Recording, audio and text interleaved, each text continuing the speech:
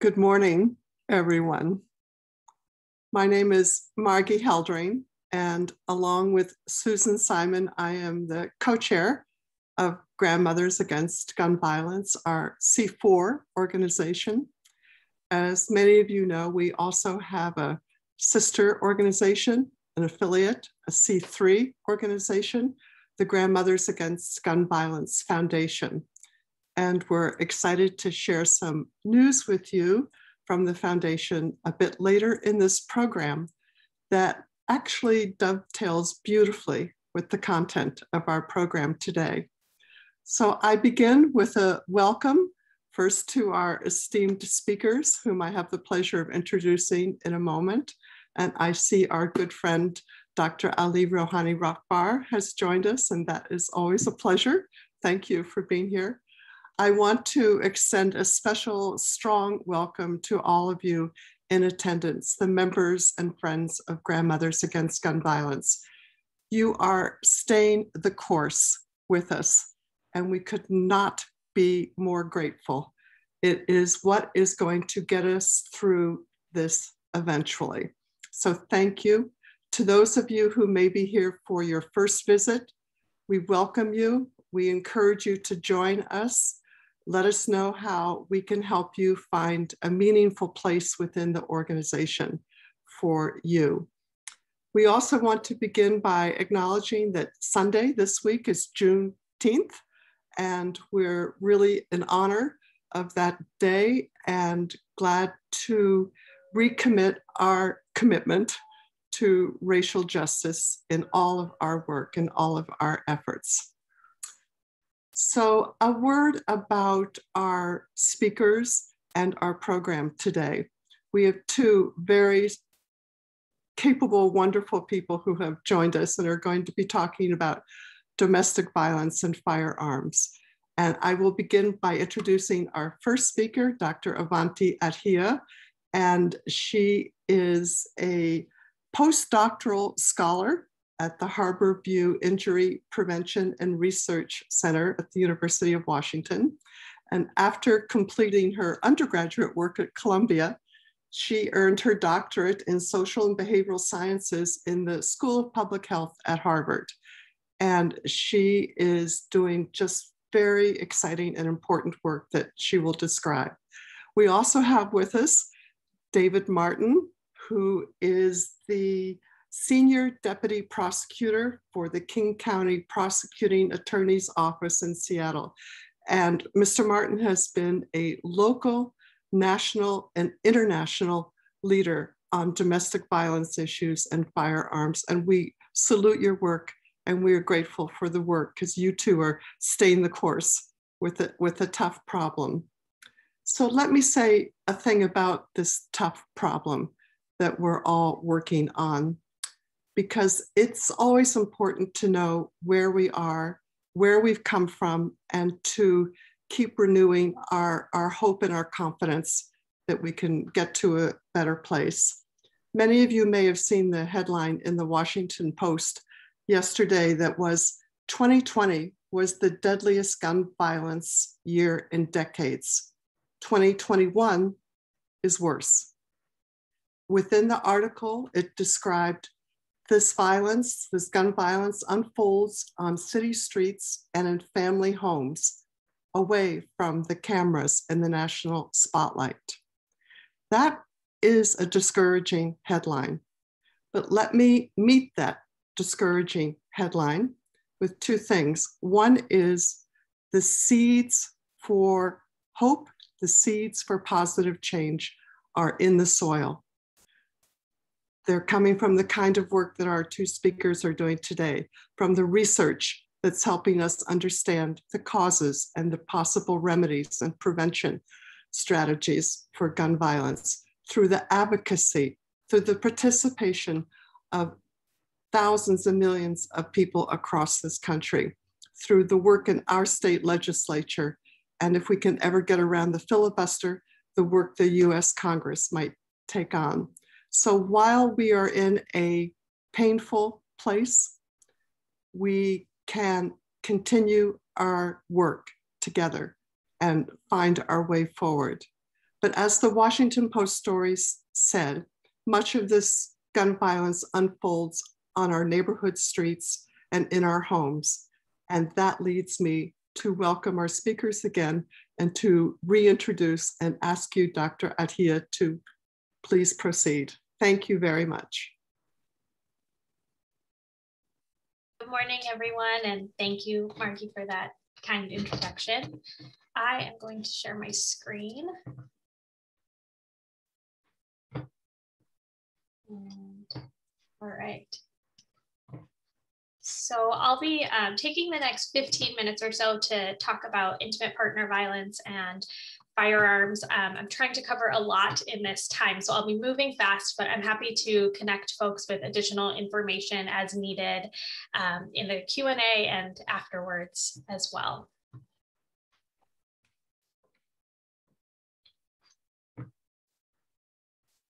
All right, so just so we're all starting on the same page, intimate partner violence, or IPV, is defined as physical violence, sexual violence, stalking, and psychological or emotional harm by a current or former partner or spouse. It can occur between couples of all gender identities. It can vary in frequency and severity. And so we think about IPV occurring on a continuum, ranging from sort of one behavior that may or may not have a long-lasting impact to a chronic, ongoing, severe pattern of abuse. And the pattern is an important piece of the story, and maintaining power and control over a partner is a key component of IPV. And just a quick note about terminology here. IPV is commonly used interchangeably with domestic violence, although sometimes domestic violence can mean something a little bit broader. So just in case you come across other terms that might be referring to similar behaviors. So how common is IPV? These are data from a nationally representative survey conducted by the CDC in 2015 of adult women and men in the United States. And their estimates show that about a third of women and about a third of men in the US report experiencing some form of IPV in their lifetime. Below the first row of bars, we can see the different types of IPV, with physical violence being the most common type reported in this survey. And particularly as we get to the rows below, to severe physical violence, to sexual violence, to stalking, we start to see more differences between men and women in the prevalence of these experiences. And one key takeaway, I think, from this survey is really just how large these percentages are. They translate to millions of people in the United States who are experiencing IPV.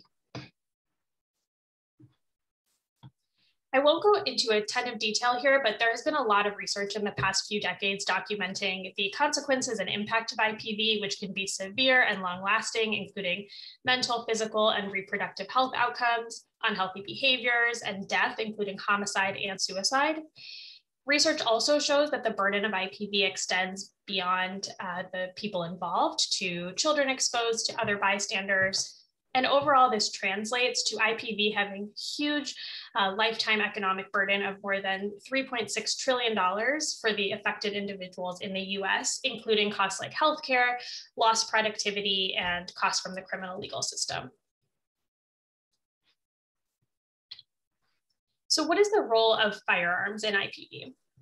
We'll start with intimate partner homicide, where we know that the majority of incidents involve firearms.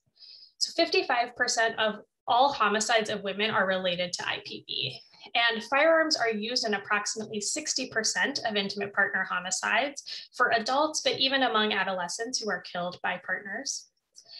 And for women in abusive relationships, the risk of intimate partner homicide is greater for women compared to men, and increases fivefold when that partner has access to a firearm. Intimate partner homicide also disproportionately impacts women of color. Black women in particular experience a higher proportion of intimate partner homicides committed using a firearm compared to women of other races and ethnicities.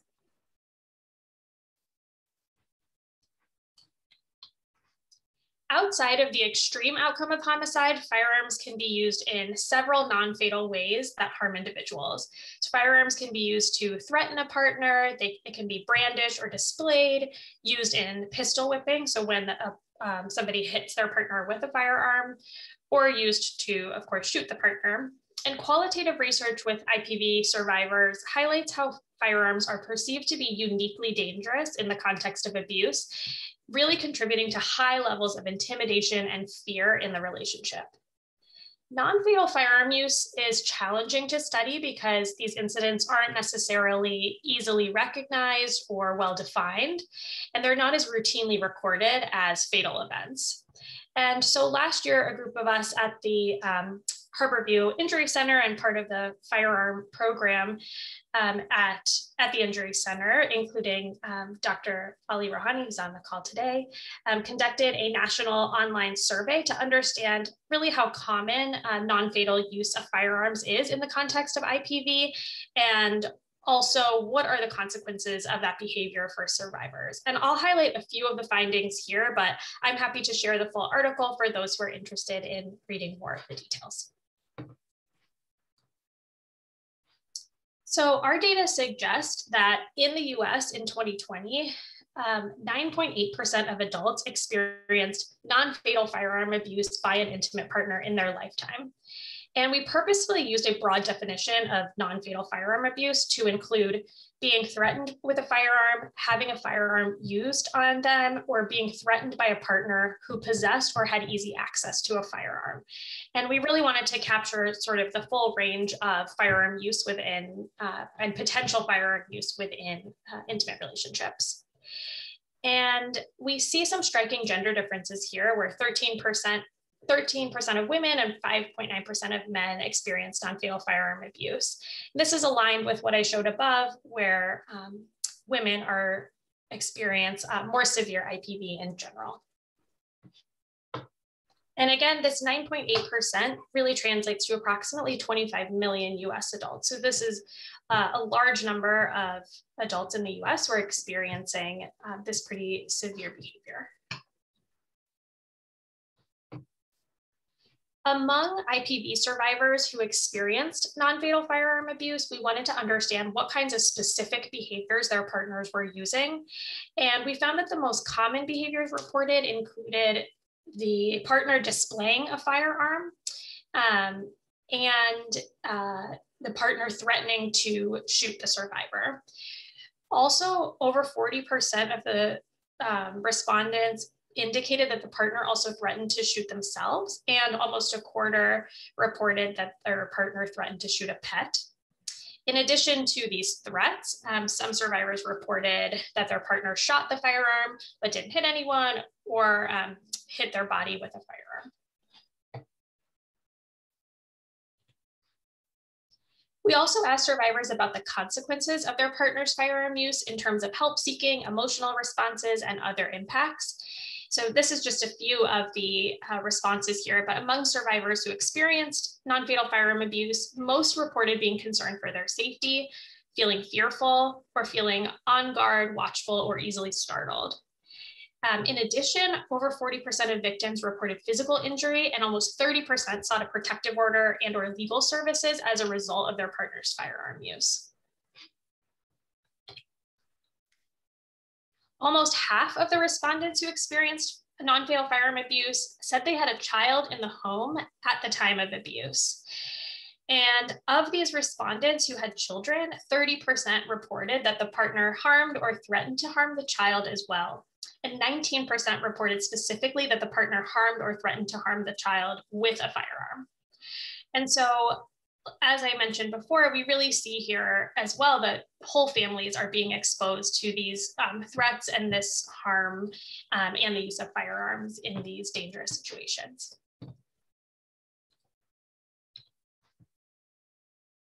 So given how common the use of firearms is in IPV and how devastating the consequences can be, how should we think about prevention?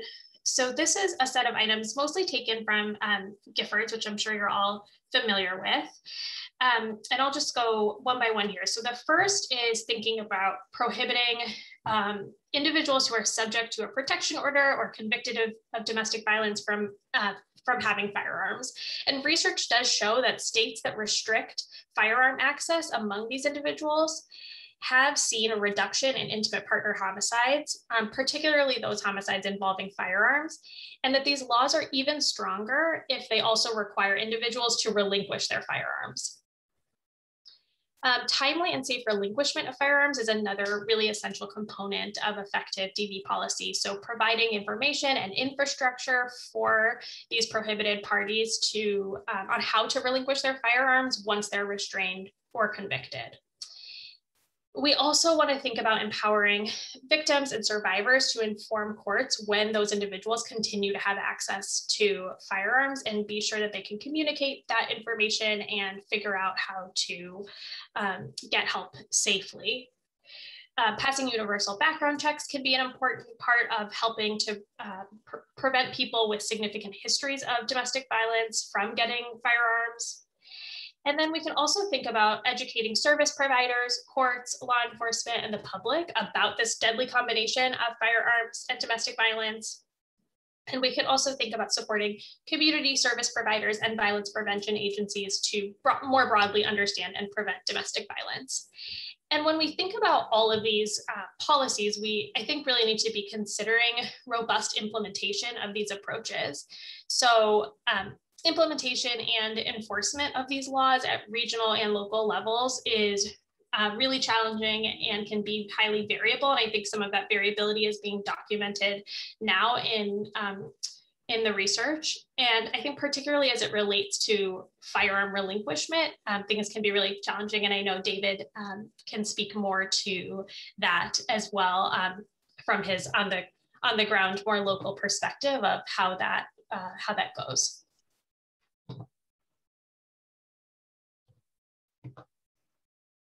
So firearms play a very important role in IPV, as we've just talked about, but we can also think about IPV prevention much more broadly than just at the intersection with firearms.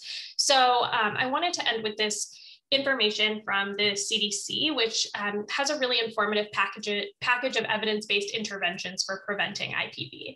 And they outline these 6 strategies that each have a number of different approaches within them. So the first strategy here is teaching safe and healthy relationship skills.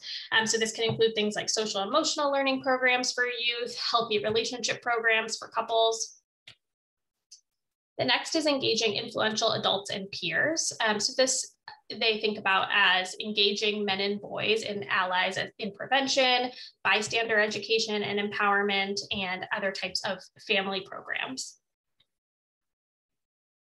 Disrupting developmental pathways to IPV. So really thinking about early childhood and things like home visits, preschool enrichment, parenting skills, and how to think about treatment for children and families that might be at higher risk of experiencing IPV.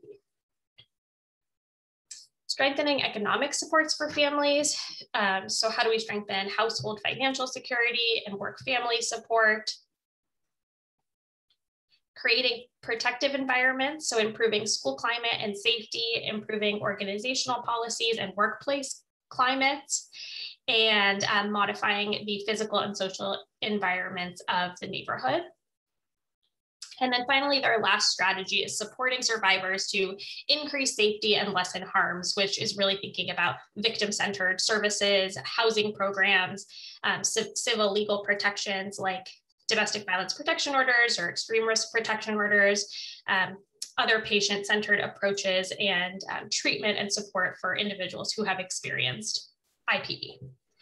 So this is just sort of thinking more broadly about IPV prevention and all of the ways that we can think about doing this. And I think it really highlights how multifaceted the approach to prevention needs to be. There's not going to be a sort of silver bullet here, but all of these different prevention strategies can help get us towards reducing the burden of IPV. So I will leave these resources up here for a minute, and I will pass it over to David now. Thank you. It's always hard to follow a renowned public health professional about these things. And I was thinking this morning of what I was going to share with all of you, because Dr. Adhia is right. I'm a practitioner, and you know, I'm on the ground in doing this work with a lot of my colleagues. But I think even really more so than that, I've been doing this work for almost a quarter century now. And the reason that I stayed in domestic violence response is I grew up in a home with domestic violence. So this issue is very personal for me, and it's not just a kind of a quarter century of doing domestic violence prosecution, but also my upbringing and what I learned, all the conversations that are going on now about what to do. I've seen what's happened over many decades. And from when I was a little kid growing up in Seattle, and I remember the police coming to my home and nothing happening, because that was back in the day and we didn't have mandatory arrests back then. And where we are today. And I think the system is always changing and it's always trying to get better. And there's less today than there used to be. And I think that perspective is really important, that King County in the state of Washington has less domestic violence and less homicide than we used to have. It doesn't feel that way, but it's true. And so when I think about the work, I know the numbers are still vast, and the systems that we have and the public health approach is really important. But I also just think about, you know, people like me who are growing up and the stories that they have. And so I wanted to share one with you this morning. And so I guess I'm going to share my screen and talk first about Megan. So this is the arm of Anthony Smith. Anthony is the father of Megan Smith, and following her death by a firearm, he had her image tattooed on his arm. And Anthony is a mountain of a guy, and he works in construction. He's got this really big family that's incredible and loving in South King County. And Megan was the, you know, kind of the old phrase, the apple of his eye. They had an incredibly close relationship, and she was a junior at Western Washington when she died. And she was not killed by a boyfriend. She was killed by her best friend's boyfriend, who was an abuser. And this individual had threatened his girlfriend, who was the best friend of Megan, repeatedly for many years. And he had been convicted of crimes. I'd been convicted of abusing his grandmother. And he was about to go into a mandatory drug treatment program when he used a gun. And to get back at his girlfriend and to control her, he killed her best friend out of spite and out of revenge. And so Megan was killed by surprise. She was executed by an abuser with a firearm. And the thing that is so hard to communicate to anybody about firearms and firearms loss, and we hear these numbers and we hear this important data that Dr. Adhia shared, is that loss is so incredibly painful and emotional that it is simply too hard to translate into words for anybody who is here who has lost a child. It's so awful. And so the time that I spent with the Smith family and I've spent with other victims of homicide leaves an enormous impression on me and how I view the work and how I view the world. And so I think when we talk about gun violence, we lose track of families in all of it because it's too hard to connect with their experiences. And this is a big county. And, you know, my story of growing up with domestic violence, or the Smith family and their loss with Megan, or with any number of families who have lost people to gun violence, how we translate those experiences into action in our community is just not an easy thing to do.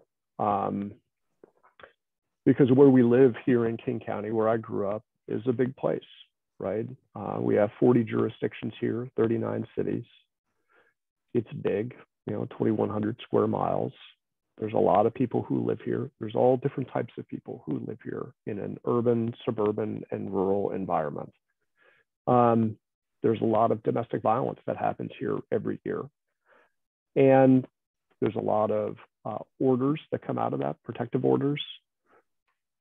There's a number of suicides that happen every year. And there's a big percentage of those that are domestic violence. We don't really know how many. And that's actually one of the themes of my talk today in the few minutes that I do have with you. Even though I see loss and work with people who experience the worst forms of loss, I can tell you that the most important thing that we can do is try to better understand what is actually happening in our community, and we don't understand it very well at all. We have 60 plus homicides that happen in King County every year. It's an incredibly safe county for its size. And in the past, about 1/3 of those were domestic violence. And that number is smaller now.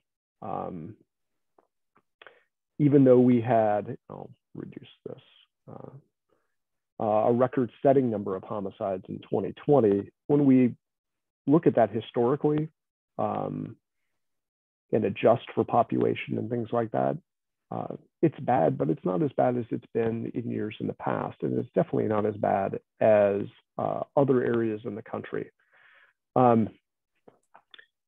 This, unfortunately, is a slide that I created that I've showed to some other people, where I try and keep track of violent death that happens in our community. And if you're wondering why your local prosecutor's office is interested in things like violent death, of course it matters a great deal, but why am I trying to keep track of this and not a public health professional, is one of the problems that we have today with gun violence. There is not enough investment or commitment to the public health approach to doing things.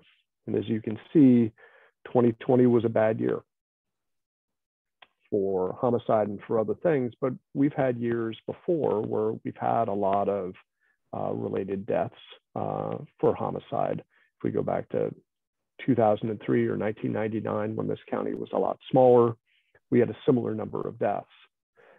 So the public health approach to doing things is incredibly valuable and is not as well supported as it needs to be. What we are doing, and there are things that my office is involved in. One of the aspects of my unit that I have at the prosecutor's office, I manage the domestic violence unit. One of our groups is the Regional Domestic Violence Firearms Enforcement Unit. This is our logo. And it is a unit dedicated to reducing gun violence associated with domestic violence and with extreme risk protection orders. And it is attempting to take the public health recommendations and put them into action to disarm domestic violence perpetrators, use things called extreme risk protection orders that some of you may be familiar with, address ideologically motivated violence. We were the first unit in the country to take out an ERPO against an individual who was a self-proclaimed neo-Nazi, and we were able to remove that individual's firearm rights. Community education and collaboration, some of the same things that Dr. Adhia spoke about. And what we were trying to do is prevention and harm reduction. Even though I'm a prosecutor and I do very serious cases, I would like to have fewer cases of homicide, fewer deaths, less harm in the community. And everything that we try and do in our firearms response is to try and prevent homicide, suicide, fatalities, and community violence. The legal system is an important part of a public health approach to reducing gun violence in this community. And You know, the legal system is going through change right now. There's a lot of reform that is happening. And I think one of the best parts of those reforms is a recognition that it can't just be reactive. It has to be early. Sooner is safer. And creating a culture that doesn't exist right now, a culture of compliance, where people who don't have guns voluntarily surrender them or are encouraged to surrender them, is really important and something that the legal system can help achieve. And we have had some success with that. This is one of my colleagues, one of our staff members.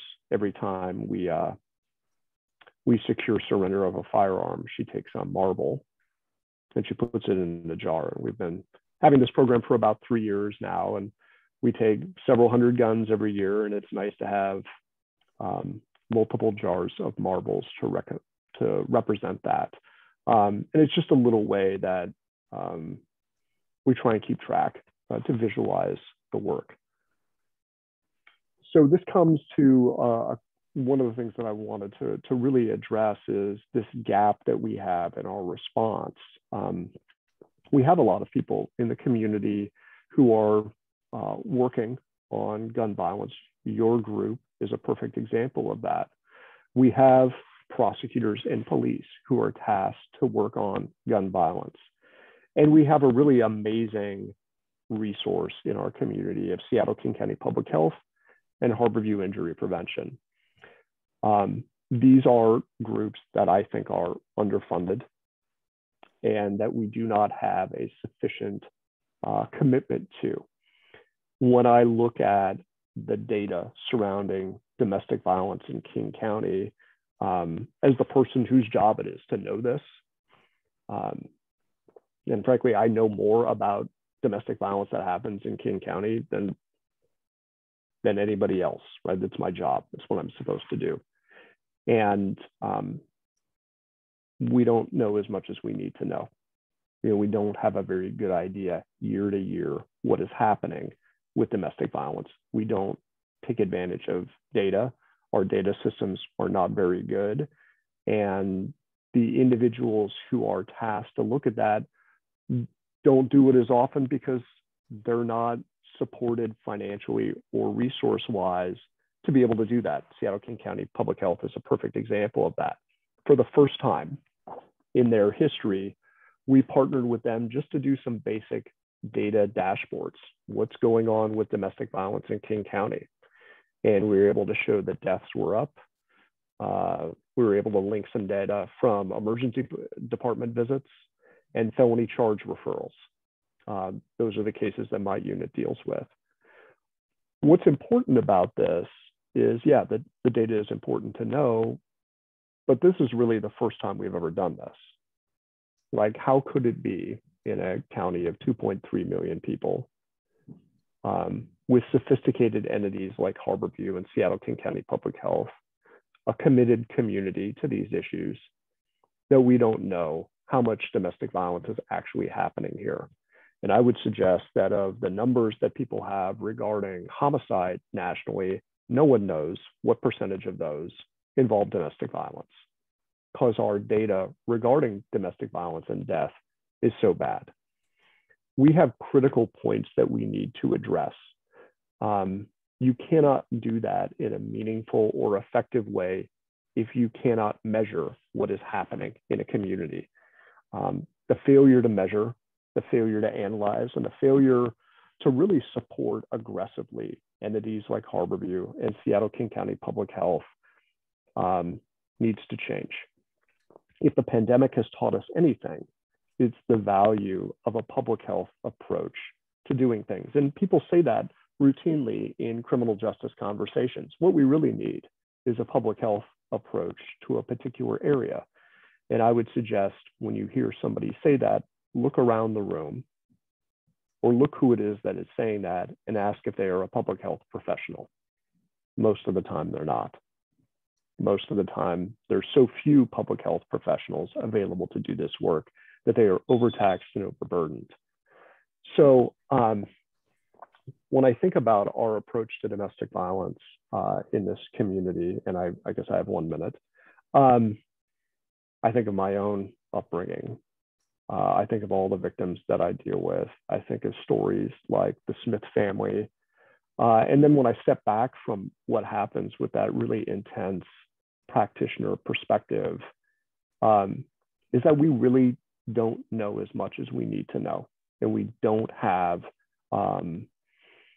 enough to make good decisions about what we're doing going forward. We need to know more. We need to do better. That's what we did with the pandemic. We relied on public health professionals to guide us through, and data was the most important currency that they have. Our data right now is not good. It needs to get a lot better, and that will require investment. Entities like Harborview and Seattle King County Public Health need that support. I would love to say that you need more lawyers to do all of these things, but that would not be true. We need other folks to be a part of this. So that's what I have for you today. Thank you.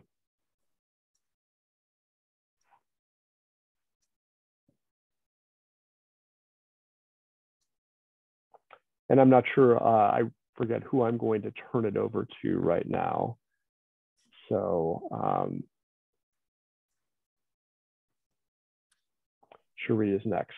Thank you, great. I'm going to mute myself and go off camera. Hi, Cherie. Hi, how are you doing?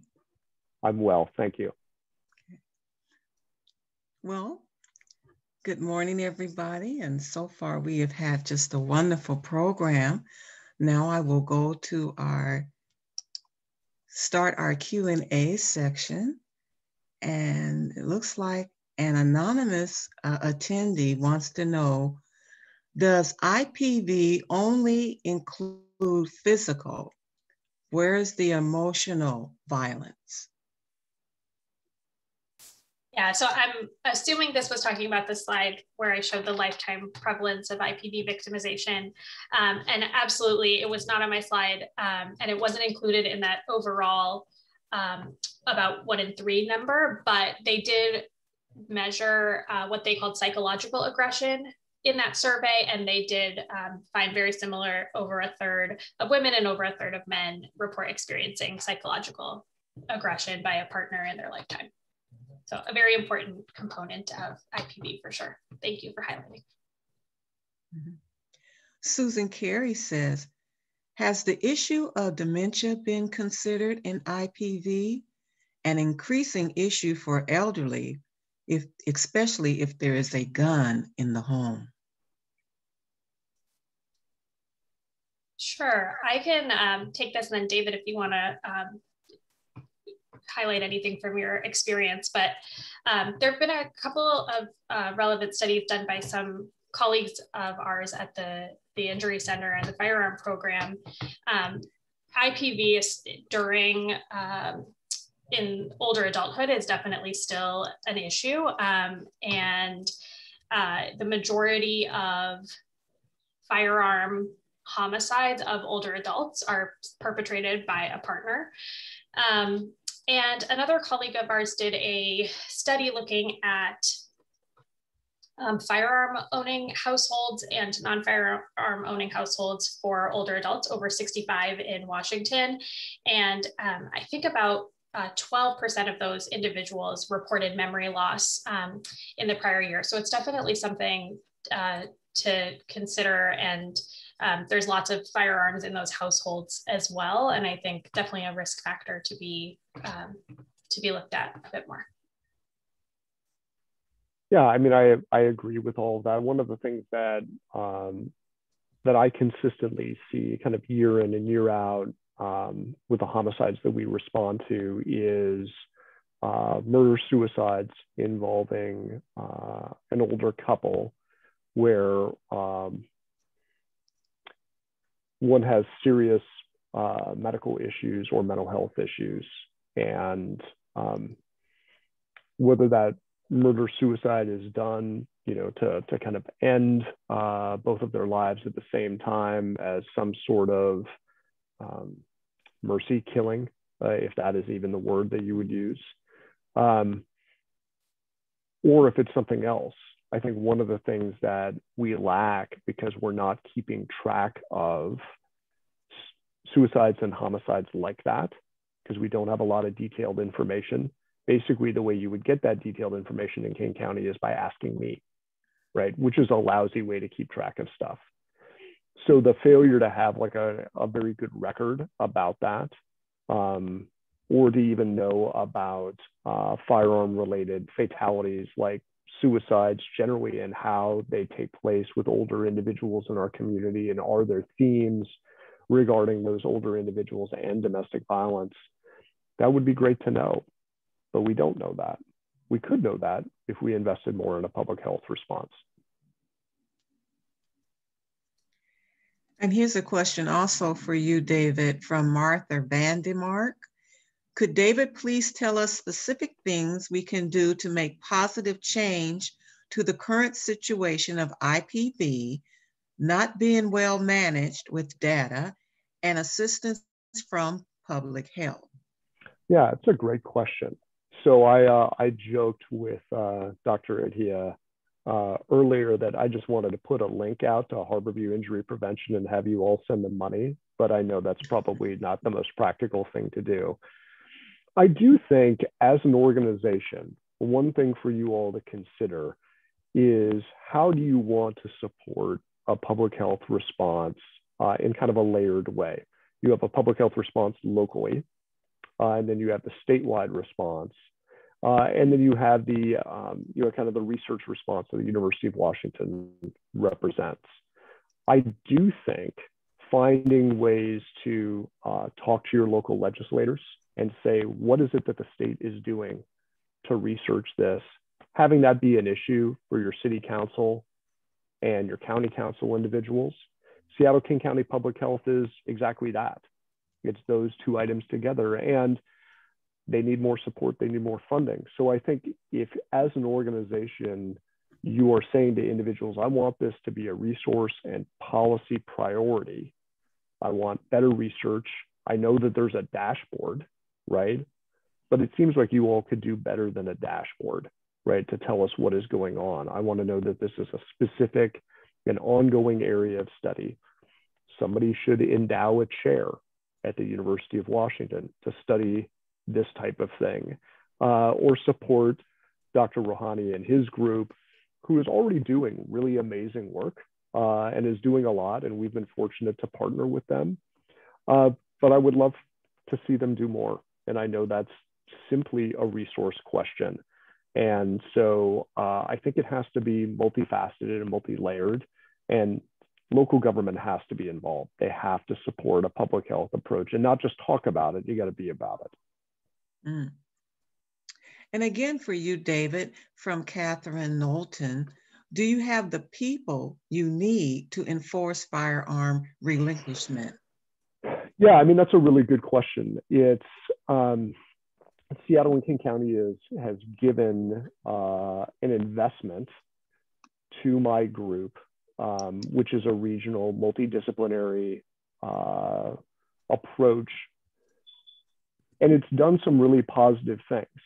And we are replicating that in other areas around the country. Recently, Pierce County and Snohomish County are going to do the same thing. And so I guess what I would say is Seattle and King County has given a good investment to doing this work for us. The rest of the state needs to be doing this as well. And so we need to have this approach not just be something that's in Seattle, but we need to have a statewide and regional approach to doing it. So yeah, would I love to have more people? Does everybody who works for me in the regional domestic violence firearms enforcement unit have too much work to do? Absolutely. Absolutely they do. But there needs to, if culture change is going to happen, those things have to be done statewide. And like in the same way that we're doing extreme risk protection orders, which is something that Harborview and others have studied. It's a really good tool, but it's one tool of many. And I think also those types of investments in kind of a responsive or reactive approach need to be connected to prevention. The items that Dr. Adhia was talking about, trying to do prevention out in the community. My understanding, and people can correct me if I'm wrong, is there is little to no money that is put towards prevention in this community. I, in fact, when you ask the county or the city or the state, how much money are you doing in IPV prevention work? I can't imagine it's more than $500,000 a year. It's just so small. So that's a commentary on where we are as a community, that we're constantly reacting and we can't raise up our head to look to the future and say, for me, I have two kids. I have a daughter in college. I have a son who's just about to enter high school. In the high schools that both of my kids went to, I made sure that they have domestic violence and sexual assault prevention programs, and they do. And I've supported those in the longstanding, but I'm lucky to be able to make that choice. And few other parents get to have that. That needs to be an important, constant issue. I've written about that in the Seattle Times and other places. It's just common sense, right? So we need to have prevention with reaction. Okay. And the final question, I was told I could take one more question. So the final question from one of our Grandmothers Against Gun Violence members, from Suzanne Tripp, says, can you suggest one or two ways a grassroots group like Grandmothers Against Gun Violence can play a role in addressing gun violence related to domestic violence? And I'll take an answer from each of you on that.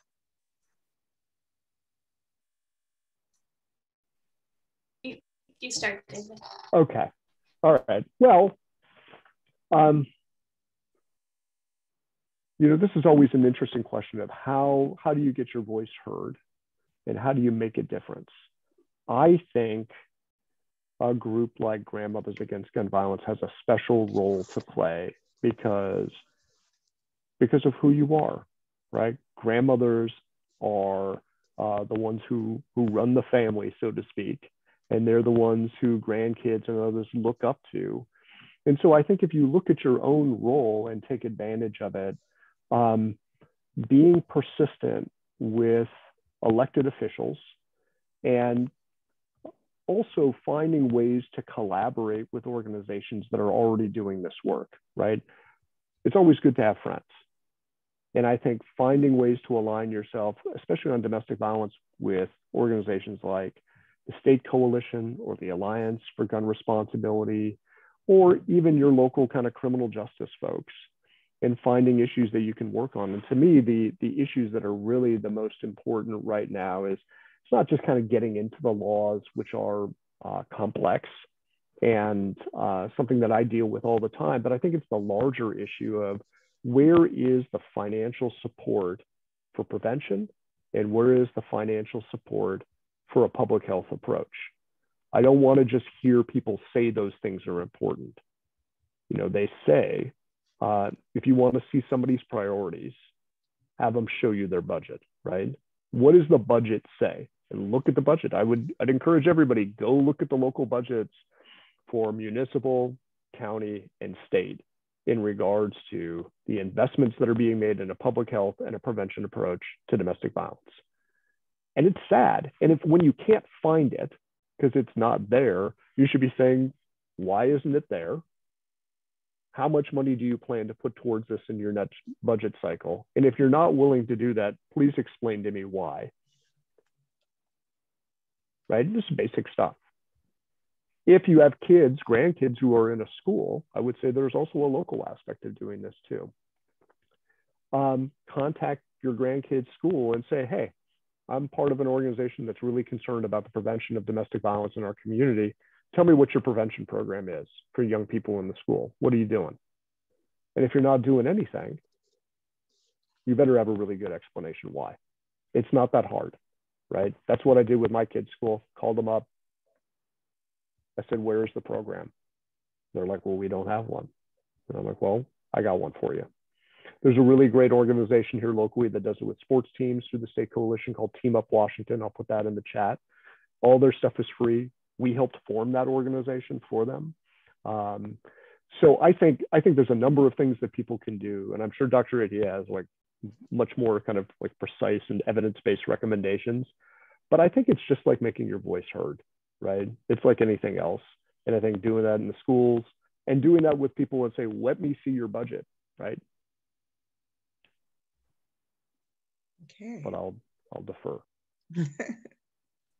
I love your answers, David, and I completely agree. I think the focus on prevention is super important. So I'll just add, I guess, a couple of very specific gun-related things that I think are important. So one issue that has consistently come up in the DV world is this idea of gun laws having what they call a boyfriend loophole, and that not all gun laws for domestic violence really cover boyfriends, or what they call dating partners, and people who are not married or cohabitating or have children together, and making sure that state laws have protections for those individuals as well is really important. And it's one of the reasons actually that the Violence Against Women Act is not getting reauthorized, because people don't agree with that in there. So I think that's one really important piece of legislation that should get attention. Okay, thank you very much, David Martin and Dr. Avanti Adhia, for joining us this morning. Now we'll have a word from our foundation board member, research committee, Cindy Jackson. Good morning, all. I'm Cindy Jackson. Thanks, Cherie. There we go. Yeah, I'm Cindy Jackson, member of the Grandmothers Against Violence Foundation and its research committee. The foundation is a 501c3 organization that raises funds to end gun violence in our communities through research that informs public health and safety policy. To date, the foundation has funded 3 impactful research grants.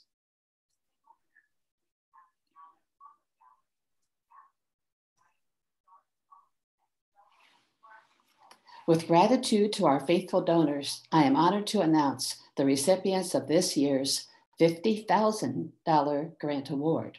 Dr. Alice Ellison of the University of Washington School of Medicine and Dr. Ali Rohani Rabar with the University of Washington Department of Epidemiology.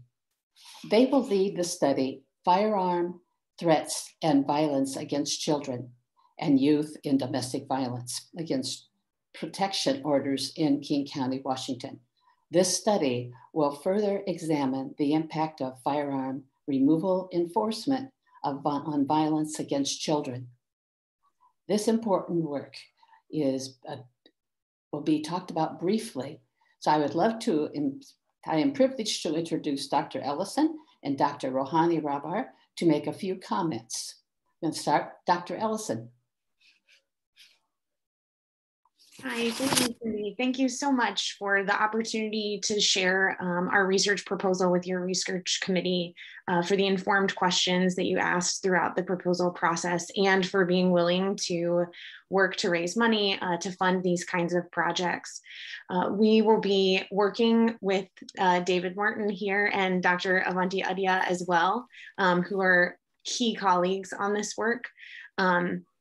And have a great team of research assistants, young people who are interested in gun violence research, who've been working on IPV and are really excited to participate in this project. So thank you so much for this opportunity. We are so thankful and so grateful. Thank you so much. Dr. Rohani Rabar? Sure, I'm happy to add maybe a couple of comments to what Dr. Ellison said. So, thank you, David and Avanti, for your really wonderful comments and your support. All that you said is right and completely relevant to the path forward. We are excited for this new project for all the reasons that Dr. Ellison mentioned. We can create and provide opportunities for new investigators also to join this really important effort. I just want to share one comment, which I have shared before with our colleagues in Grandmothers Against Gun Violence. The work that you're doing is really, truly unique. We already have, as you all know, 4 really high impact papers published in high impact journals: Annals of Internal Medicine, American Journal of Public Health, JAMA Pediatrics, and Injury Epidemiology, all because of your support, because of those dollars, because of those funds. And individuals who were involved in those projects also are junior scholars and emerging scholars who are continuing to work on that. So you're helping with the creation of that pipeline of researchers as well. I have been to different parts of the country. I have mentioned your name. The work that you're doing truly is spectacular. And so thank you for your support, and looking forward to continuing to work with you.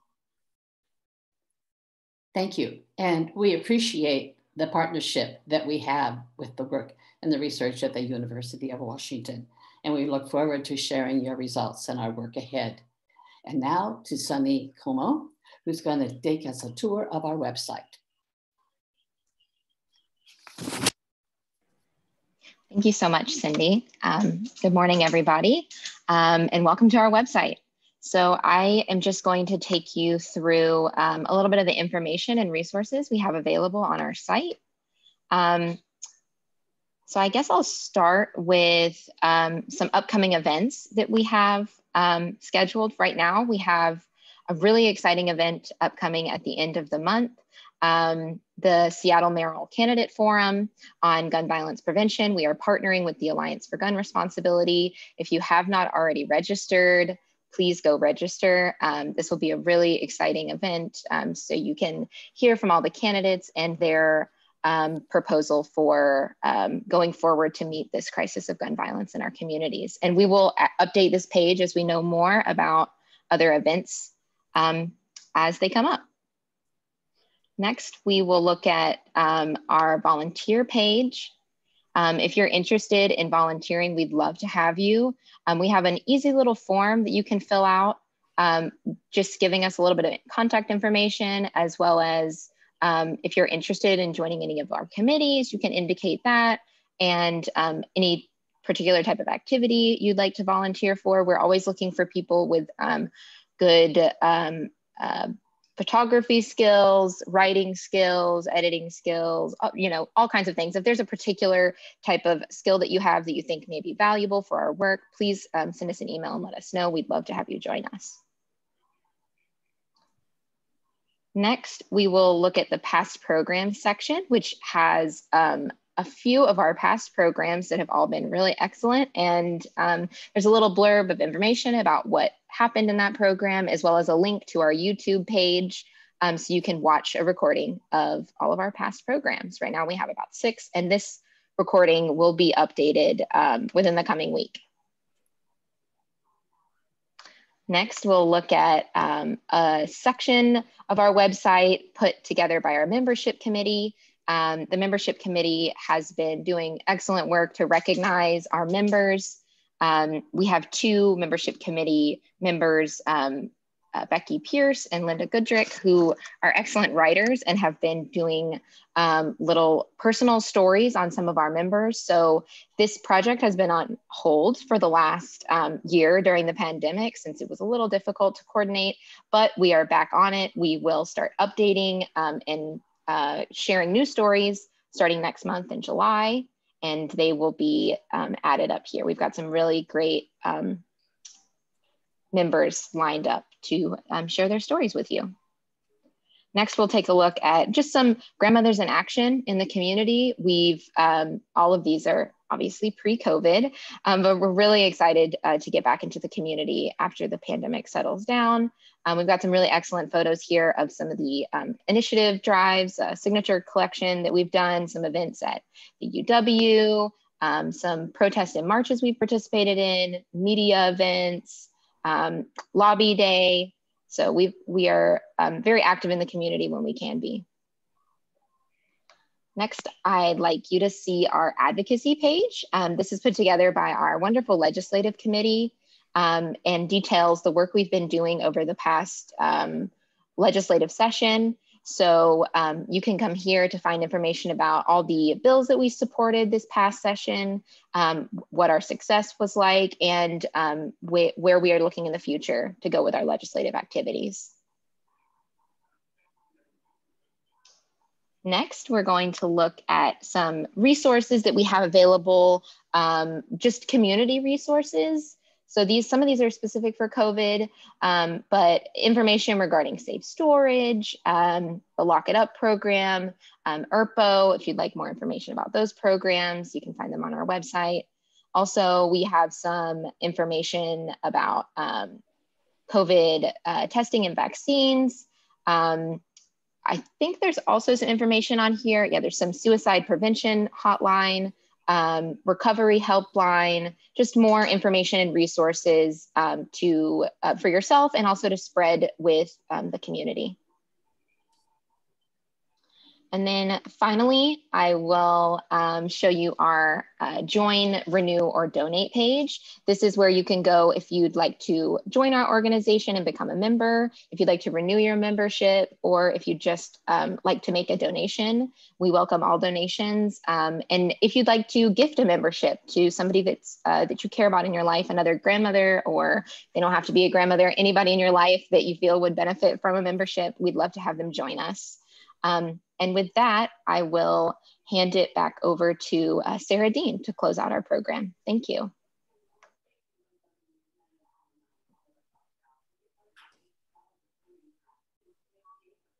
Hello, everyone. I hope you've enjoyed the program as much as I did.